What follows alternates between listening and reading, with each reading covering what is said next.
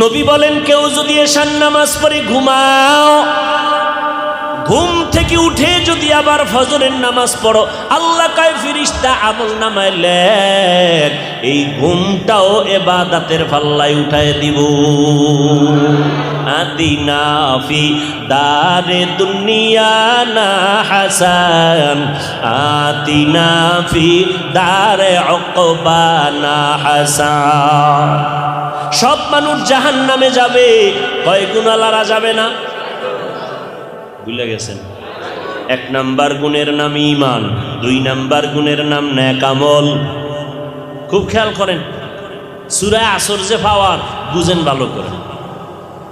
এক নাম্বার গুণের নাম ঈমান, দুই নাম্বার গুণের নাম নেক আমল। আল্লাহর উপরে বিশ্বাস, আমি আল্লাহ মানি, কোরআন মানি, হাদিস মানি, জান্নাত মানি, জাহান্নাম মানি, কিয়ামত মানি, আমি সব মানি নিলাম। মানলে হবে না, বাস্তবায়ন করো। আল্লাহকে মানি বললে হবে না, আল্লাহর হুকুম মতো জীবন চালাও। এবার নামাজ পড়া শুরু করলাম, আল্লাহর হুকুম মতো পর্দা করি, আল্লাহর হুকুম মতো হালাল খাই, আল্লাহর হুকুম মতো জীবন চালাই। তাহলে আমার মধ্যে দুইটা গুণ পাওয়া গেল, ঈমান আর আমল। কি পাওয়া গেল? ঈমান আর আমল। আরো বাকি কয়টা? দুইটা। এখন একজনে ঈমানদার, নামাজও পড়ে, পর্দাও করে, হালাল খায়, এরপরও জান্নাত রেডি। আরো বাকি কয়টা? হ্যাঁ, ঈমান আর আমলের হক হলো আমার আল্লাহর। বাকি যে দুইটা হক আছে, গুণ আছে, এই দুইটা গুণের হক বান্দার। আল্লাহরটা মাত্র আদায় করলেন, বান্দারটা আদায় করা লাগবে, নাইলে বিডা। আল্লাহর হকে যদি একটু কমতি করেন, আল্লাহ পূর্ণ করে দিবেন, কিন্তু বান্দার হক নষ্ট করলে উপায় নাই। বান্দার হক আদায় করো, না হয় কিয়ামতের দিন কত তোমাকে শাস্তি ভোগ করা লাগবে। ঈমান আছে, নেক আমল করেন, পিসাবের দরবারে যান, পাগড়ি পেঁচান, তাবলিগে চিল্লা দিলেন, নামাজও পড়েন, পর্দা করেন, হালাল খান, ঈমানও আছে, আমলও আছে, এরপরও বাহাদুরি করবা না, জান্নাত রেডি না। আরও গুণ আছে দুইটা। এখন মাত্র আল্লাহর হক আদায় করতেছো, পরিপূর্ণ না পারলেও চেষ্টা চলতেছে, কিন্তু বান্দার হক আরো দুইটা আছে। বলে কি? বলে বান্দার হক দুইটার একটা হলো ঈমান আমলের দাওয়াত অন্যকে দাও, যারা বিরোধিতা করে তাদের বাধা দাও। এই বুঝামু কখন টাইম আছে নি? হায় হায় হায়। ঈমান আমল আছে কিন্তু জান্নাত রেডি না। বান্দার হক দুইটা রইছে কি? ঈমান আমলের দাওয়াত অন্যকে দাও, যারা ঈমান আমলের বিরোধিতা করে বাধা দাও। বাধা দিতে গেলে ফিডা আসবে, সবর ইখতিয়ার করো। ওয়াতাওয়াসাউ বিস-সবর, ধৈর্য ধারণ করো। ধৈর্য ধারণ মানি, ওরে নামাজের দাওয়াত দিছি, ওরে দাওয়াত দেওয়ার পর কায়ার ভুলো আবি না, দাওয়াত দেবি না। এখন আমি ঘরের মধ্যে দরজা, আমার দায়িত্ব শেষ। ছেলেরে কইছি নামাজ পড়, ছেলে কয় বাবা তোমারটা তুমি পড়ো, আমারে নিয়ে টেনশন করবা না। বাবা একা আমার দায়িত্ব শেষ, কয় না না না, ওই সন্তানের পায়ে ধরে ধরে বারবার দাওয়াত দাও। যদি তোমার উপর আক্রমণ আসে, আক্রমণের রক্তের ফোঁটাটা নেকের পাল্লায় চলে যাবে, এরপরও বাতিলের ভয়ে তোমার দাওয়াত বন্ধ করা যাবে না। অন্যকে দাওয়াত দিবেন, এক নাম্বার কথা। অন্য কারা? নাম্বার দুই, দাওয়াতের সিস্টেম কি? একজনে নামাজ পড়ে না, কানে দইরা কইবেন নামাজ পড়। একজনে রোজা রাখে না, ঘরের মধ্যে ঢুকাইয়া জানালা দরজা আটকায় বলবেন ঘুমা, সারাদিন রোজা। ইসলামে এটা হারাম। কাউকে জোর করে কানে ধরে নামাজি বানানো যাবে না, বানাইলে সওয়াব হবে না। এই জন্যই কিন্তু ৬০০০ আয়াতে আল্লাহ ওয়াজ করেছেন। প্রশ্ন সেখানে আছে, বিধানের আয়াত ৫০০ কেন, ওয়াজের আয়াত ৬০০০ কেন? ওয়াজের আয়াত এত বেশি কেন? কয় যে কাউরে ডান্ডা বেরি দিয়া নামাজি বানানো যাবে না, মারা যাবে না, গালি দেওয়া যাবে না। কয় তাহলে কেমনে? কয় ওয়াজ কর। কয় কত পরিমাণ? কয় ৬০০০ আয়াতের ওয়াজ লাগায়া দাও, এমনভাবে বয়ানটা শুরু করো, তোমার বয়ানে পাগল পারা হইয়া মোহাব্বতে জানো এমন হয়ে যায়, ডান্ডার বাড়ি দেওয়া লাগবে না, মোহাব্বতে যেন বলে নামাজ আর ছাড়ব না।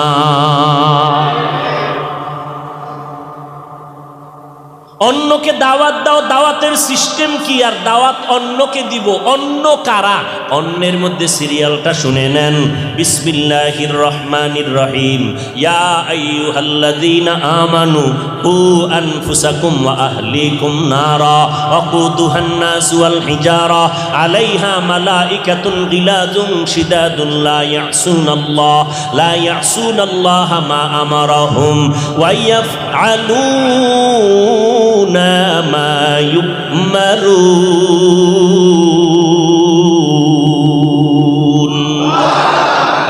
আল্লাহ বলেন, ও মুমিনেরা, জাহান্নাম থেকে নিজেকে বাঁচাও, এরপরে তোমার আহালকে বাঁচাও। তাহলে ইমান আছে, আমল আছে, নিজে মোটামুটি বাঁচলেন, এবার দায়িত্ব কি? আহালকে। আহাল কারা? ও আব্বা আম্মা আপনার আহাল সন্তান, ও স্বামী আপনার আহাল স্ত্রী, ও হুজুর ইমাম সাহেব আপনার আহাল মুসল্লি, ও মিম্বর আপনার আহাল ওয়ার্ডের মানুষ, চেয়ারম্যান সাহেব আপনার আহাল ইউনিয়নের মানুষ, সরকার বাহাদুরের আহাল গোটা দেশবাসী, আর ওলামায়ে কেরামের আহাল গোটা দুনিয়ার উম্মতেরা। আব্বা আম্মার আহালকে সন্তান। সন্তানের দাওয়াত দাও কোন সময়? যখন বিড়ি টানবে। হ্যাঁ, মদিনার নবী কয়, শুনো, 7 বছর যখন বয়স হবে নামাজের মুসাল্লায় দাঁড় করাও। 10 বছর যখন হবে তেরামি করলে 2-1টা শাসন লাগলে করো, তারপরও নামাজ পড়াও। বড় হইলে কন্ট্রোলে রাখতে পারবা না, অতএব ছোট থেকেই তুমি কন্ট্রোলে নিয়ে নাও। 7 বছরের সময় নামাজে দাঁড় করাও, 10 বছরের সময় শাসন করে নামাজ পড়াও। না হয় কিয়ামতের দিন ঈমান আমল থাকলেও জান্নাত পাবা না। এই সন্তান মা বাবার বিরুদ্ধে মামলা দায়ের করবে। আল্লাহ বলবে, এই যুবক ছেলে, নামাজ পড়ছনি পড়ি নাই, রোজা রাখছো রাখি নাই কেন? সন্তান এবার মা বাবার বিরুদ্ধে আল্লাহর কাছে মামলা দেয়। সূরা আহজাব 67 নম্বর আয়াত। রব্বানা ইন্না আতা'না সাদাতানা ওয়া কুবারানা ফাআদাল্লুনাস সাবিলা। আল্লাহ, আমার কোনো দোষ নাই, বেতের বাড়ি ওদিকে, আমি বেনামাজি হই না, আমার আব্বা আম্মা আমারে বানাইছে। জীবনে আমার আব্বা আম্মা কোনোদিন নামাজের দাওয়াত দেয় না, ভুলেও। জুমায় গেছে, আমারে বলে নাই আয় জুমায় চল। ওয়াজে গেছে, জীবনে কয় নাই ওয়াজে চল। আমি ডক্টর ইউনূসরে চিনতাম না, আমি সুদের ব্যবসা জানতাম না, কেমনে লোন উঠাইয়া দোকান দেওয়া লাগে জানি নাই। আমার আব্বা আম্মা আমাকে সুদের ব্যবসাটা শিখাইছে। আমার আব্বা আম্মা বেঈমানের রাস্তায় পাঠাইছে। ক্বালান নবিয়্যু সাল্লাল্লাহু আলাইহি ওয়াসাল্লাম, মা মিন মাউলুদিন ইল্লা ইউলাদু আলাল ফিতরা ফাআবা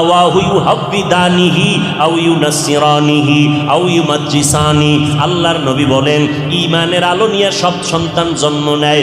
মা বাবায় তারে এহুদি বানায়, মা বাবা সন্তান তারে মূর্তি পূজারি বানায়, অগ্নি পূজারি বানায়। সব ভেজালের মূলে মা বাবা মুরব্বী। এইবার সন্তানের আল্লাহ কইব, বিচারটা তো ঠিকই দিলি, তোরে আমি বিবেক দিছিলাম নি? বিবেক আল্লাহ দিছিলেন তো, বিবেক দিয়া ভালো মন্দ যাচাই কইরা সঠিক পথে চললি না কেন? তোর মতো বহু ছেলে মা বাবায় দাওয়াত দেয় নাই, জোর কইরা নামাজে গেছে, জোর কইরা তাবলিগে গেছে, জোর করে কোরআন শিখছে, মা বাবারে বাদ দিয়া গিয়া কোরআন শিখছে। তোর বিবেক দিয়া সঠিকটা গ্রহণ করলি না কেন? সন্তান বলবে আল্লাহ ভুল হয়ে গেছে। আল্লাহ কইবে, এবার তোর বিবেকের বিচার হবে। ইন্নাস সামআ ওয়াল বাসারা ওয়াল ফুআদ কুল্লু উলাইকা কানা আনহু মাসউলা। এবার সন্তান কইব, বিচারটা যেহেতু করবেন, আমার একটা দাবি আছে। কি দাবি?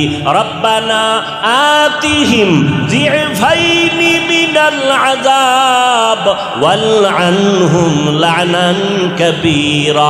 আমারে ফিডা যা দিবা তার ডবল ফিডা মা বাবারে দেওয়া লাগবে। ও হাজী সাহেব, পীর সাহেবের মুরিদ তাবলীগওয়ালা ভাই, আপনার হজের দৌরত্ব আর ভাওয়ার কত মাইয়া বলার বিয়ার সময় টের ভাওন যায়নি, কিচ্ছু দাবি নাই, ভিতরে ভিতরে কয় এটা দিল না, এটা কি মানবতা হইল নি? খাট দিল না, ভালো দিল না, বিদেশে যাওয়ার ভিসা দিল না, এটা হইল? মানুষত্ব নাই এদের ভিতরে, উফরে উফরে কয় কিচ্ছু চাই না, খালি মাইয়াটা দিও, ভিতরে ভিতরে কয় সব চাই।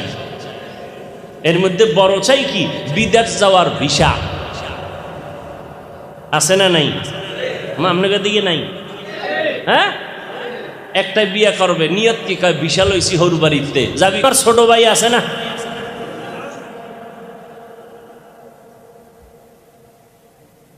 আল্লাহ হেদায়াত দান করুন। অন্যকে দাওয়াত দেওয়ার প্রথম সিরিয়াল সন্তানাহাল। স্বামী যারা আছে আপনারা হাল স্ত্রী তাকে দাওয়াত দেন, তার মানে আপনি নিজে আগে ঠিক হওয়া লাগবে না? আগে নিজে নামাজ পড়বেন, স্ত্রীকে নামাজের দাওয়াত দিবেন। পয়গম্বর বলেন, এই স্বামী সকালবেলা ঘুম থেকে উঠবা ফজর পড়তে, তুমি যদি আগে সজাগ হও স্ত্রীকে ডাক দাও, যদি ডাকে শুনতে না পায় হালকা চেহারায় পানির ছিটা মারো, উইঠা নামাজ পড়বে, ওর পূর্ণ সওয়াব তুমি পাইবা। এই আম্মা জান, আপনি যদি স্বামীর আগে সজাগ হন, আপনি ওইটা স্বামীরে ডাক দিবেন ফজরের নামাজের জন্য, যদি শুনতে না পায় চেহারার মধ্যে হালকা পানির ছিটা দিবেন, এই সওয়াব আপনি পেয়ে যাবেন নামাজের। বয়ান শুনে আবেগ বাইরে গেছে, ঘুমের আগে বিশাল এক বালতিতে পানি লয়ে ঘুমাইছে, সকালবেলা ডাক দিছে না হোনার মতো, আস্তে উডো কি কইছে, ঘুমের মানুষ খবর আছে। এখন ওই সুন্নত শুরু করছে, এক বালতি পানি দিয়া গোসল করাই দিছে। নবী কইছে পানি দাও। ও স্বামী, স্ত্রীকে দাওয়াত দিতে হবে, অন্যায় পথে যদি যায় বাধা দিতে হবে। আপনি গান শুনেন না, স্ত্রী গান শুনবে, বাধা দিবেন। আপনি ফিরলে হবে না, স্ত্রীকেও ফিরাতে হবে। আপনি পর্দা করেন, স্ত্রীকেও পর্দায় রাখতে হবে। এমন কোনো কাজ দিবেন না যেই কাজে স্ত্রী বেপর্দাওয়ালা হয়ে যাবে। এই রকম 4 গুণ অর্জন করলে জান্নাত, এর আগে না। এরে নবীর আশিক, এজন্য আমার নবী ঈমান ও আমলের মেহনতের পরে অন্যকে দাওয়াতের কাজ করলেন। আবু জাহালকে বারবার নবী দাওয়াত দিলেন। এত আঘাতের পরেও নবী পিছপা হন না। তায়েফের ময়দানে গেলেন, নবীর উপরে পাথরের বৃষ্টি হলো, নবী আর বড় দাওয়াত বন্ধ করেন না, বরদোয়াও করেন না। নবী কাঁদেন, ও দয়ার মালিক, হেদায়েতের দরজা দিয়া কবুল করে নাও। জিবরাইল আমিন কয় এদের মেরে ফেলবো। নবী বলেন, এদের মারবা না, এরা জানে না আমি মুহাম্মদকে, যদি জানতো আমার গায়ে পাথর মারত না। এরা জানে না আমি বড় ইতিম, এরা জানেন আমার মা নাই, আমার বাবা নাই, জানলে পাথর মারত না। আমি বরদোয়ার জন্য আসি নাই, আমি দোয়ার জন্য আসছি। একদিনের দ্বারা দিনের বড় কাজ হবে। এরে নবীর উম্মতের দল, আমার নবী কষ্ট করে করে করে করে দিনের কাজ করলেন, পিছপা হন নাই। ঘরের চতুর্দিক থেকে খালি আক্রমণ, নবীকে হত্যা করে ফেলবেন। আমার মায়ার নবী তারপর দাওয়াত বন্ধ করেন নাই। মক্কার মুশরিক বেঈমানেরা বলে, ও আব্দুল্লাহর সন্তান, বাড়ি চাও, গাড়ি চাও, ক্ষমতা চাও, দিব, দাওয়াত বন্ধ করো। আমাদের মূর্তি পূজার বিরুদ্ধে কথা বলবা না। মায়ার নবী কাঁদতেছেন, দাওয়াত বন্ধ করেন নাই। ওই বেঈমানেরা এত কষ্ট দিয়ে আমার মায়ার নবীর জন্মভূমি পর্যন্ত ত্যাগ করাতে বাধ্য হলো। রাতের গভীর আমার নবী মদিনার পথে হিজরত করেন দিনের জন্য, কিন্তু দিল চায় না মক্কার ঘর ছেড়ে যাবে। যখন আমার নবী চলছেন, আবু বকরের দরজায় গিয়া দাওয়াত দিন আওয়াজ দিলেন, সালামু আলাইকুম ইয়া আহলাল বাইত। ঘরের থেকে রাতের বেলা রাস্তে আওয়াজে আবু বকর বলেন, লাব্বাইক ওয়া সাআদাইকা ইয়া রাসূলুল্লাহ, আমি হাজির। গভীর রজনীতে আপনি কি ঘুমান নাই? আবু বকর চোখের পানি ছেড়ে কাঁদেন আর বলেন, পয়গম্বর, বহু আগে আপনি আমার কানে আওয়াজ দিছিলেন, দিনের হিজরতের পথে আমি আপনার সঙ্গী হতে পারি। আল্লাহর জাতের কসম, দিনের বেলা যত ব্যস্ত থাকি আর কিছুই করি, রাতের বেলা দরজার কিনারায় দাঁড়াইয়া দাঁড়াইয়া নবীর অপেক্ষা করি। যদি আমার নবী আসি আবু বকর বলে ডাক দেয় আর আমি ঘুমায় যাই, শত্রুদের আক্রমণ নবীর উপরে চলে আসবে। নবী যদি বেঁচে থাকতে না পারে, আমি আবু বকর বেঁচে থাকার কোনো সার্থকতা নাই। ও নবী, সেই দিন থেকে রাতের বেলা একটা সেকেন্ড আমি বিছানায় পিঠ লাগাইয়া ঘুমাই না, অপেক্ষা করি। নবী, আমি আপনার অপেক্ষায় থাকি আপনার কথা পালন করার জন্য। আমার মায়ার নবী আবু বকরকে নিয়ে রওনা মদিনার পথে, অন্ধকারের পথ। নবীর চেহারার আলোতে অন্ধকার আলো হয়ে যায়, হাঁটতেছেন পাথরওয়ালা পথ। গুহার কিনারায় যাইয়া নবী উঠবেন। আবু বকর একবার ডানে যায়, একবার পাশ বামে যায়, একবার সামনে পেছনে। নবী বলেন, আবু বকর এমন কেন করেন? বলে, পয়গম্বর, আমি ডান পাশে যাই, কেন যেন ভয় লাগে দুশমন বাম দিক থেকে আপনাকে আঘাত করবে। আমি দৌড়াইয়া বামে যাই, আবার ভয় লাগে পেছন দিক দিয়া না জানি আক্রমণ হয়।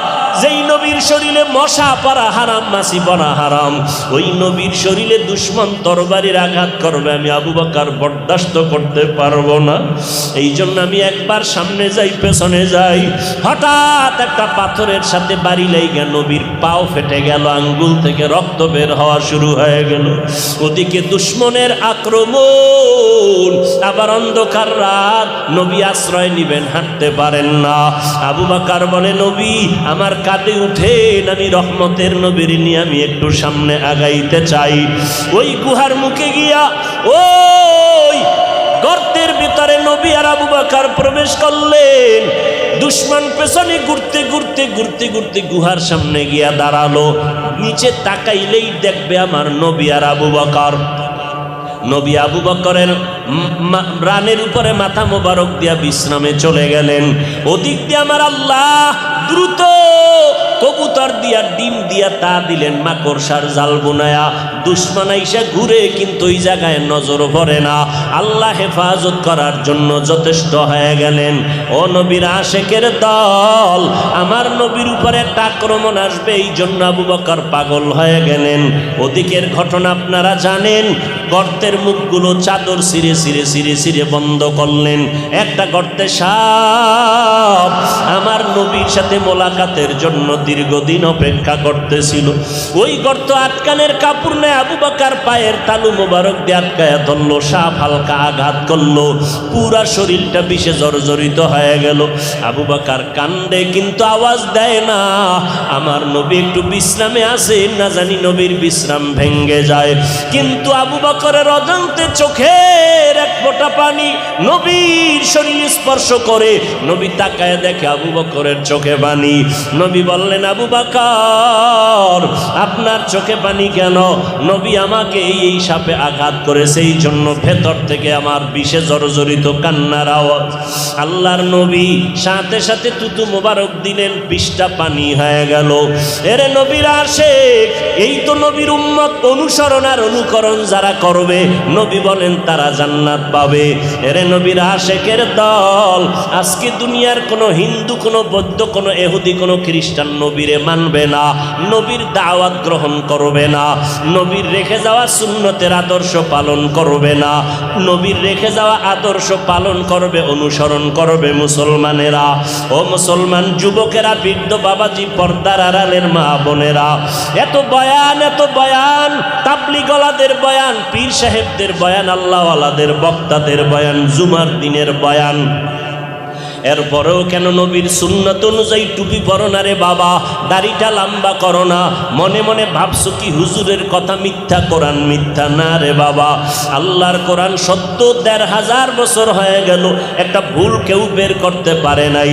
বরং বহু বিধর্মীরা কোরআনের সামনে গিয়া মাথা নত করে মুসলমান হয়ে গেল। আল্লাহর কোরআন সত্য, নবীর কথা সত্য। ওই কোরআনে জান্নাত আর জাহান্নামের বয়ান আছে নিরে যুবকেরা, বলো ওই বয়ান সত্য না মিথ্যা? কে জান্নাতে যাবে, কে জাহান্নামে যাবে, আল্লাহ তাও বলেছেন, ইন্নাল আবরারা লাফি নাঈম ওয়া ইন্নাল ফুজ্জারা লাফি জাহিম। নেক আমলওয়ালারা জান্নাতে যাবে, গুনাহ যারা করবে তারা জাহান্নামে যাবে। জান্নাতটা কেমন আরামের ঘর আল্লাহ তাও বয়ান করে বলেছেন, মা তাশতাহি আনফুসুকুম, জান্নাত এমন একটা শান্তির জায়গা, তোমার মনে মনে যা চাইবা আল্লাহর কুদরতের সামনে তা হাজির হয়ে যাবে। কোনো মানুষ বুড়া হবে না, কোনো মানুষ কালো হবে না, দাড়িওয়ালা হবে না, ওই জান্নাত পাইয়া কেউ বের হইতেও চাইবে না। কিন্তু যারা গুনাহগার এদের জন্য আল্লাহ কোরআনে বলেছেন তারা জাহান্নামে যাবে। জাহান্নামটা কেমন ভয়ঙ্কর আল্লাহ তাও কোরআনে বয়ান করেছেন, নবীও বয়ান করেছেন। একটা কথা মিথ্যা না রে বাবা। এরপরও তোমরা চোখের সামনে তাকাইয়া দেখো, আল্লাহর কোরআন নবীর আদর্শ নিয়ে যারা চলে তাদের সম্মান মোটেও কমে নাই। ও যুবক, তুমি কেন পারবা না? আমি তোমাকে বলি না তুমি স্কুলে পড়া বন্ধ করো, কলেজে পড়া বন্ধ করো, একবারও বলবো না। আমার মতো টুপিওয়ালা পাগড়িওয়ালা বড় হুজুর হইয়া যাও, তাও আমি তোমাকে বলতে চাই না। বরং তুমি স্কুলে পড়ো আলহামদুলিল্লাহ, কলেজে পড়ো আলহামদুলিল্লাহ, চাকরি করো, ব্যবসা করো আলহামদুলিল্লাহ, ডাক্তার হও, ইঞ্জিনিয়ার হও, প্রফেসর হও, একজন এসপি হও, ডিসি হও আলহামদুলিল্লাহ। তবে দাবি এতটুকু, 5 বেলার নামাজ পড়ো, নবীর তরিকা মেনে মা বাবার খেদমত করো, ওলামায়ে কেরামের পরামর্শ নিয়ে চলো। তোমার মতো যুবক 5 ওয়াক্ত নামাজি দাড়িওয়ালা স্কুল কলেজে পড়ে, অভাব নাই। তুমি কেন পারবা না রে বাবা? তোমার কপাল না জানি পুড়িয়া গেল, মা বাবার বরদোয়া না জানি তোমার কপালে লেগে গেল। তোমার আমার মতো কত বান্দা ব্যবসা করে, চাকরি করে, RAB, army, police, BDR, MP, মন্ত্রীর অভাব নাই, নামাজি দাড়িওয়ালা। তুমি কেন পারবা না রে বাবা? আল্লাহর কাছে তওবা করো।